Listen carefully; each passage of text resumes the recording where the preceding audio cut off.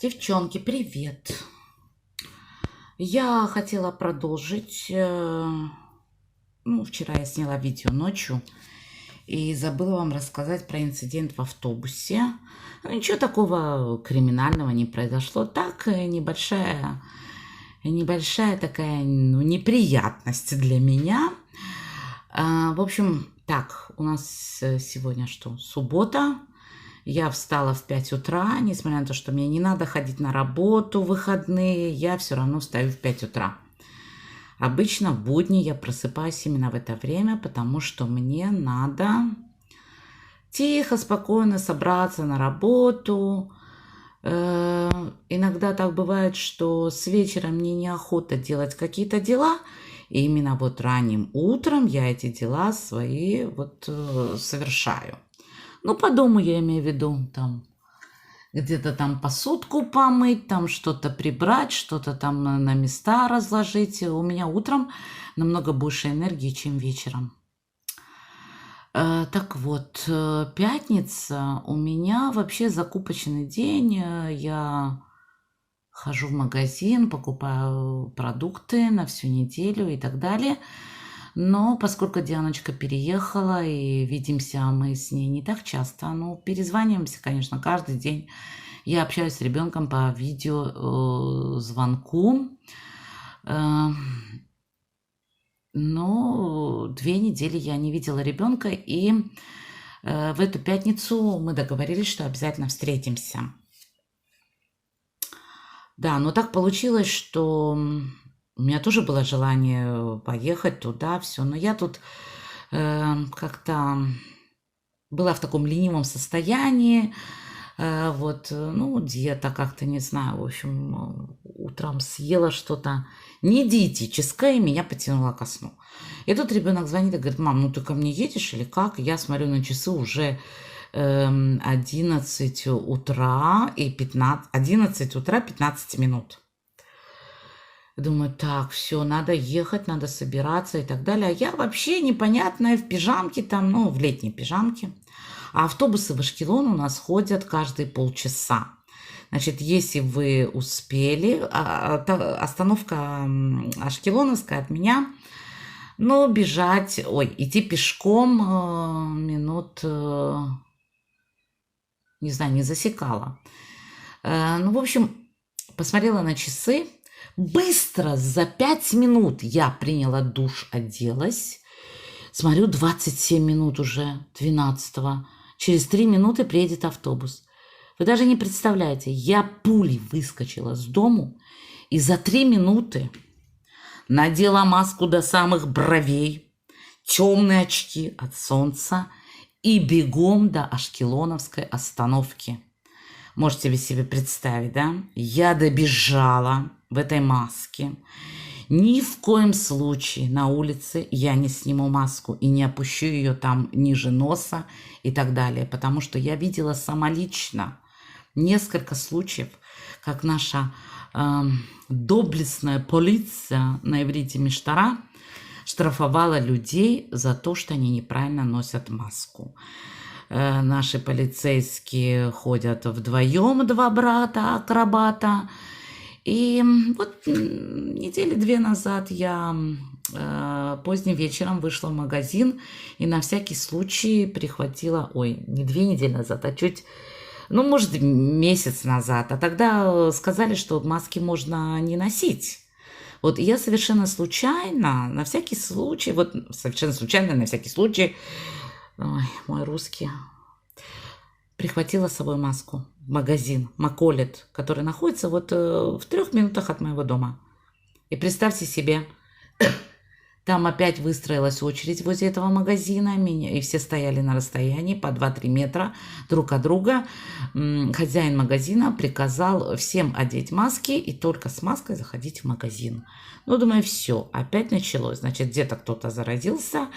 И, в общем, за выходной день решили опять надеть на нас маски. А потом началась эта пандемия, И в основном, я не знаю, я никого не встречала с пандемией, не знакома ни с одним человеком, который бы переболел короной или что.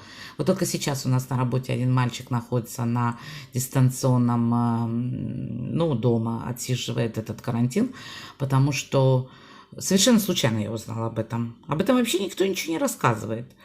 Все молчат, никто ничего не говорит. И кто-то там проговорился, что этого мальчика заболела сестра короной. И он, естественно, общается со своей сестрой, на всякий случай сидит дома, 10 дней выжидает, проверил себя на ковид. И, в общем, вот завтра уже вьем решен, в воскресенье он выйдет на работу. Короче, что я говорила? Мысли скакуны. Так вот, я сама видела лично, как наша полиция штрафовала мужчину. У него маска была надета неправильно, то есть был закрыт подбородок, рот, а нос был открыт. Вот сами полицейские, которые его штрафовали, были без маски, что было очень странно. Но этот мужчина ни в какой спор не входил. Обычно там, ну вот по телевизору показывают, и по Фейсбуку тоже есть такие ролики, как израильтяне спорят, там ходят в какие-то конфликты с полицией, там, ну, как-то борются за свое, там, за себя, за правду, за то, за сё. Там одна женщина-старушка там пила кафе, где-то в тихом месте, на нее тут полиция подошла, стала ее штрафовать и так далее, она подняла крик. И другой мужчина там в лесу сидел, там в депресснике, пил кофе, маска была в машине, тоже полиция подошла, стали его штрафовать. В общем, штрафуют по 500 шекелей. 500 шекелей делите на 3,40. Сейчас доллар подешевел, 3,40. Где-то больше 100 долларов, там 120, я не знаю сколько. У меня калькулятор сломался, я не могу сейчас считать. Вот. В общем, штрафуют драконовские какие-то эти. В общем, наша полиция ходит и в основном прицепляются к пожилым людям. Вот идет старушка или старичок, боже, одуванчик, наладан дышит, еле-еле ноги передвигает, на нем есть маска, но она спущена, нос не закрыт. Его штрафуют. В общем, я хожу в маске на улице, во всех общественных местах. И на работе тоже. Маска до самых бровей. Короче, добежала я с этой маской до остановки, прыгнула в автобус, заплатила карточкой, все, нашла себе удобненькое место. Я всегда в автобусе сажусь посередине автобуса, где есть еще вторая дверь. У нас 2 двери в автобусе. Вот, сижу, значит, отдышиваюсь. Вот, и слежу за дорогой, чтобы не прозевать эту остановку, где меня Дианка будет забирать. Заходят, в автобусе почти не было людей, водитель автобуса в маске, но нос у него открыт. И в это время, значит, на какой-то остановке поднимаются 2 пожилые женщины, русскоговорящие, такие тоненькие, худенькие, сели передо мной, в масках, в шляпках, все как положено. Вот. И в это время, в этот момент водитель начинает сильно чихать. На какой-то другой остановке заходит мужчина, на нем маска, и тоже она спущена на сам подбородок, и держит собачку с собакой. Водитель разговаривает, он был знаком с этим парнем, там они по имени друг друга назвали. В общем, они общаются, все у них идет разговор на иврите, и водитель чихает каждые 2 секунды. Чихает. Я не обращаю ни на что внимания, потому что я в маске. Что мне волноваться за какой-то чих? Но эти 2 старушки... Да, в это время я кашлянула так тихонечко, знаете, да, я ж покашливаю немножко иногда. Но я там, у меня вредная привычка, девочки, вы знаете об этом. Тут кашлянула, и вдруг эти 2 старушки остановили разговор свой. Они так громко разговаривали, что друг другу рассказывали, все.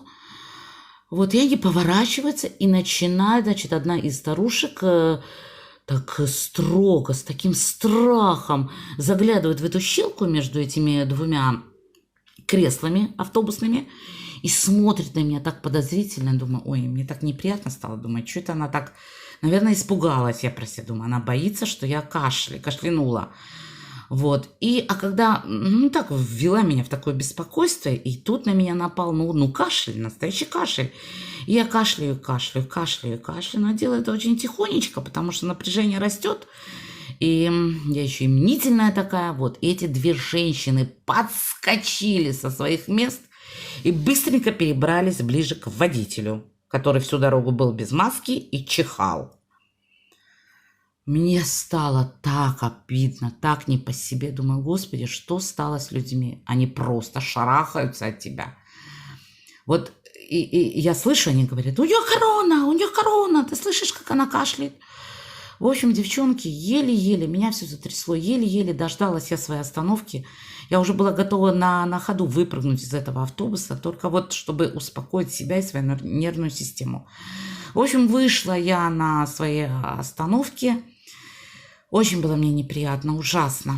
Но что происходит с людьми? Я понимаю, что они пожилые, что они боятся, все. Но если вы уже так боитесь за свою жизнь, да, и вас этот зомбоящик, наш израильский телевизор и новости с него вас убивают своими вот этими страшилками, тогда сидите дома и никуда не ездите. Ну что же сделать? Каждый чих, каждый кашель, да, вызывает у людей такой, я не знаю, Понимаете, если суждено кому-то от чего-то умереть, то он умрет. Но я вам скажу, что прежде чем кто-то заразится этой короной, мы умрем просто от ношения этих масок, потому что в этих масках совершенно невозможно дышать. Особенно бесит эта маска на работе. Вы знаете, вот когда я 9 часов я в этой маске хожу, да, у нас уже несколько человек уволили из-за того, что кто-то, выйдя на обед, некоторые обедают в кафетерии, если есть там место, некоторые ходят в столовую, а некоторые курящие, допустим, выходят на свежий воздух. Сейчас свежий воздух днем с огнем не сыскать. Мы там сидим, у нас там беседки, там все, мы там едим, там курим, там я знаю. И вот мы снимаем эти маски, и кто-то по ошибке может забыть ее напялить и зайти в лифт без маски. Несколько человек были уволены, потому что они нарвались на манкаля, то есть на самого главного директора этого завода. Увольняют сразу, моментально. Никакие отговорки, никакие там... Ничего не поможет, даже если вы скажете, что я там забыла, там все. Нет.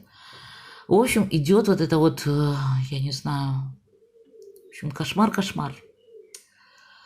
Такая обстановочка, в общем, ужасная.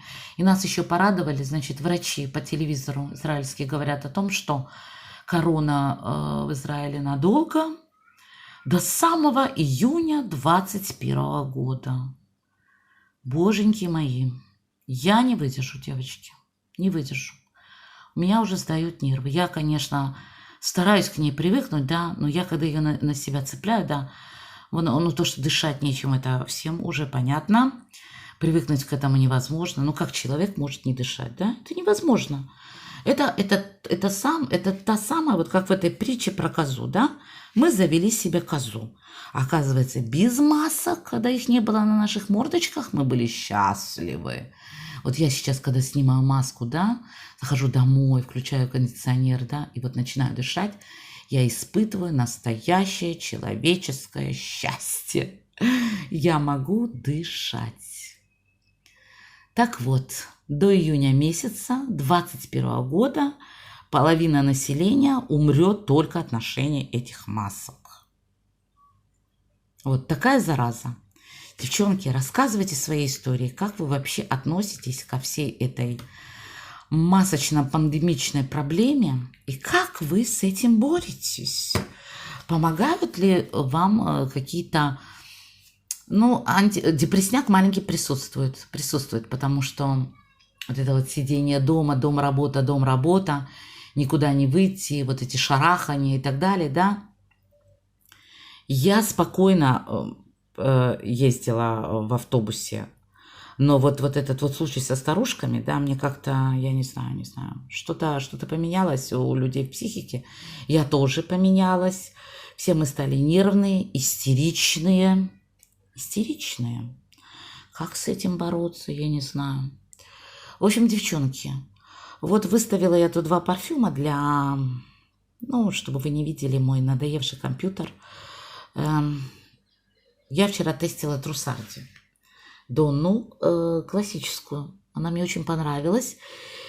Вот именно она, вот цитрусовая Донна мне нужна была, потому что я, когда вот взяла по ошибке вот этот интенс, да, мне консультант подсунула для пробы, для тестирования именно классическую версию. И я была уверена, что я купила именно классику.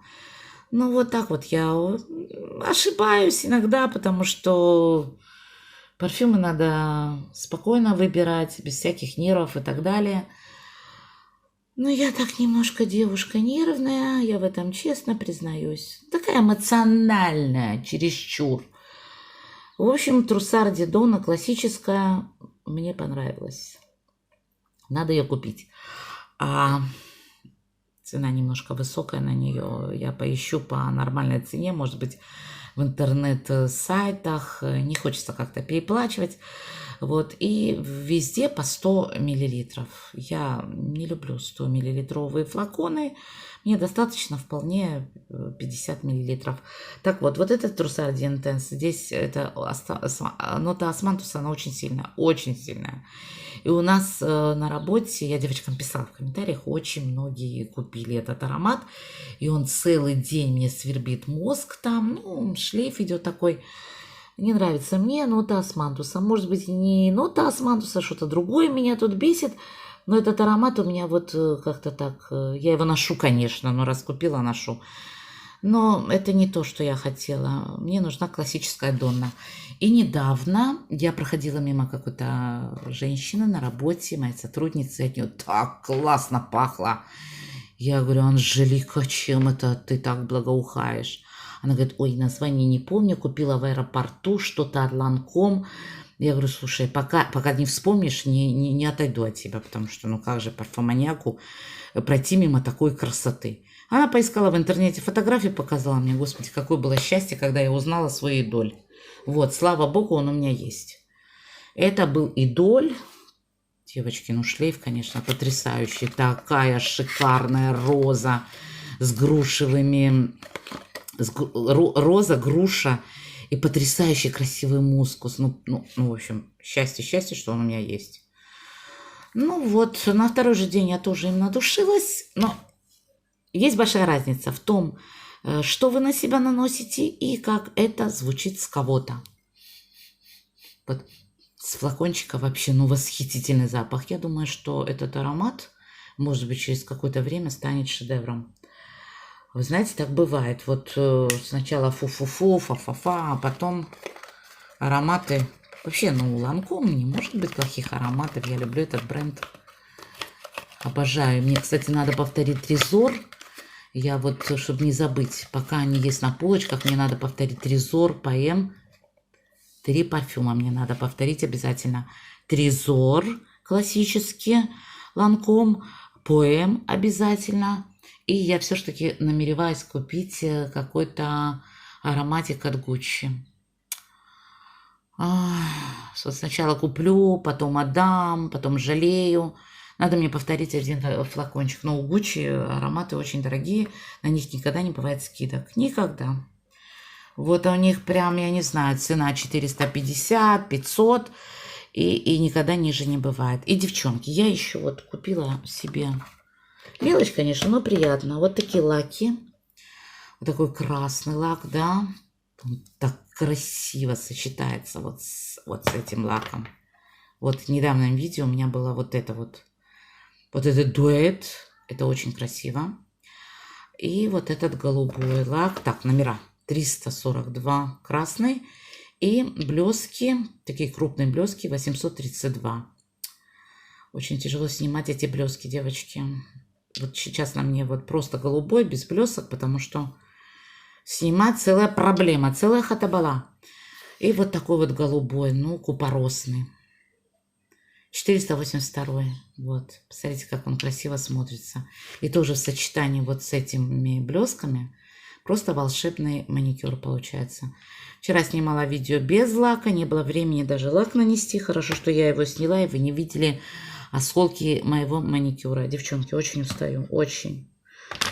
Ну ладно, вот такой видосик у меня получился. Наболтала тут непонятно что. Девчонки, пишите комментарии, спрашивайте, о чем хотите, намекайте на какие-то темы.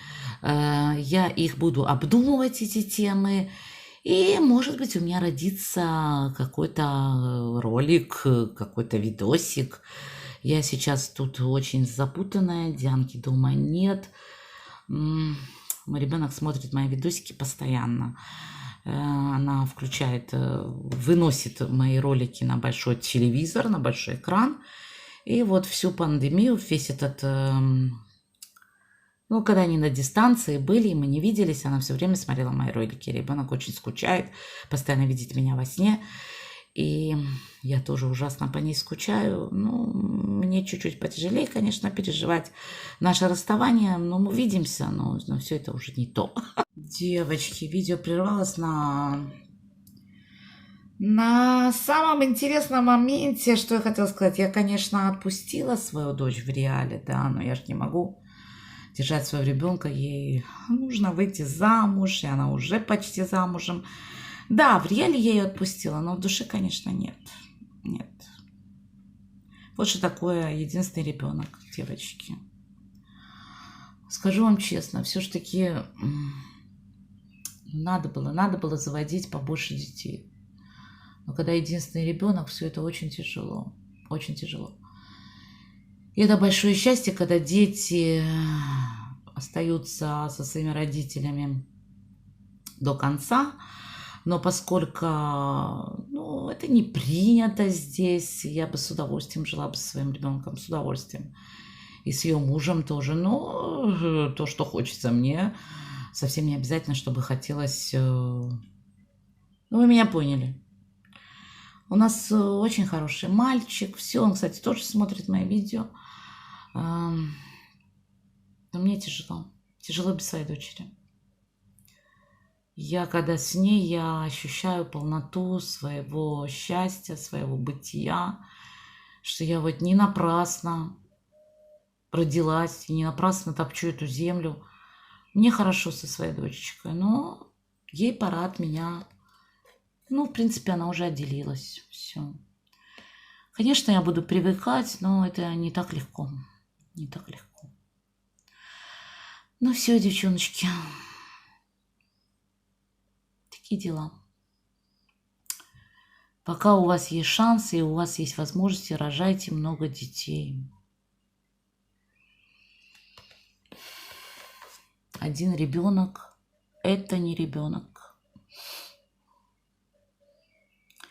Всего доброго. Всех целую, обнимаю. Бай-бай.